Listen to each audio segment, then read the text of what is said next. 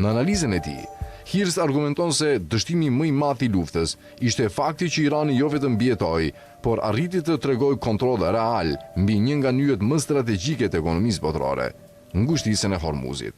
Për herë të parë pas dekadash, shtetet e gjirit përjetuan drejt për drejt pasojat e luftës moderne në territorin e tyre.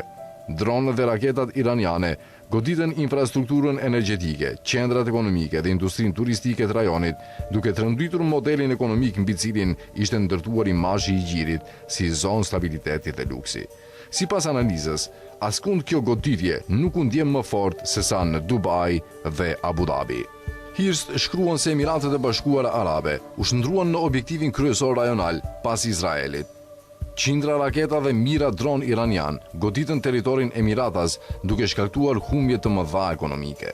Tregjet financiare humbën $10 miliard, mira fluturime u anuluan dhe sektori pasurive të paluajtshme pësoi rënje dramatike. Madje, sipas raportimeve të cituara në analizë, shumë biznese dhe investitorë të huaj filluan të largojnë asetet nga Emiratet, ndërsa klima e sigurisë në Dubai ndryshoi rrënjësisht brenda pak javësh.